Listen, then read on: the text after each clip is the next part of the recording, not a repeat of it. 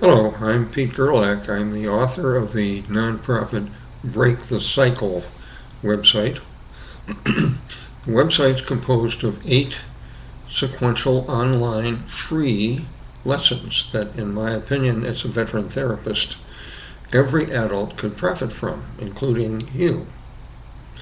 The purpose of this video is to give you an overview of Lesson 2 out of the 8. Lesson 2 focuses on a skill that, in my experience over many, many years working with well over 1,000 people, people are untrained in how to communicate effectively. I suspect that if you were asked, you'd say, well, I can communicate pretty well in most situations. You probably can. And I propose in Lesson 2, there is much more you could know about this powerful, essential skill we all use to get our needs met, called communication. So Lesson 2 provides a number of things that your parents didn't teach you, I'll bet, and neither did the schools that you attended. One implication, by the way, is if you're a parent, you're probably not teaching your children how to communicate effectively. So what does Lesson 2 include? It starts with a definition of, well, what is communication? I propose that any action by person A that affects person B emotionally, psychologically, physically, or spiritually is communication, not just talking and listening. If that's communication, there's some real fundamental principles that you ought to be aware of. For example, why do we communicate? Pretty basic, right? In my experience, most people have only vague or distorted answers. After 40 years pondering this question, I came up with 5 specific reasons that we communicate. There are 5 needs. A need and discomfort. All human behavior is driven by reducing discomforts and gaining pleasure, as Dr. Freud told us. So there are 5 reasons you communicate. You probably can't name them. Find out what they are in Lesson 2. The second basic in this lesson is, what do we communicate? That's not as simple as you might think. In my experience, we communicate 4 messages at once. You're decoding 4 messages from me, if we're face-to-face. I'm decoding 4 messages from you, simultaneously, unconsciously. These messages are, what do you need? What are you thinking?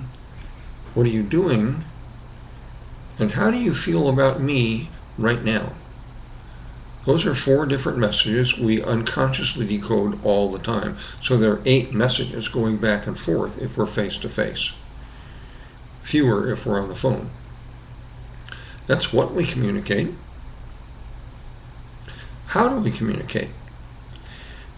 You probably know this. There are 3 different ways. We communicate through words. We communicate through how the words or sounds are made, nonverbal communication, and we communicate visually, face, body, hand motion, language, eye contact, things like that. So there are 3 different ways we send 4 messages to each other to try and get 5 needs met. Lesson 2 explains more about these communication essentials. The more you know about these, the more effective your communication is apt to be. Lesson 2 also outlines 7 learnable skills that you never learned, neither did your parents, neither did your teachers. I bet you can't name them. I'm not going to summarize them right here. That's the purpose of another video. There are 7 skills you can learn and teach your kids, which will help you get more of your needs met more often with more people in more situations. 7 skills. Another thing in Lesson 2 that you'll learn is a specific identification of over 20 common communication errors or blocks. Most people use a favorite set of these blocks and are completely unaware that they're doing it. They also are unaware, if their partner is using some of these blocks, what to do about it.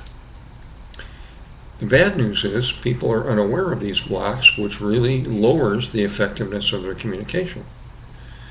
The good news is, with the first of 7 skills, awareness, you can learn to spot these blocks in yourself and in your partner, and then you can use the 7 skills to reduce the blocks and improve your communication.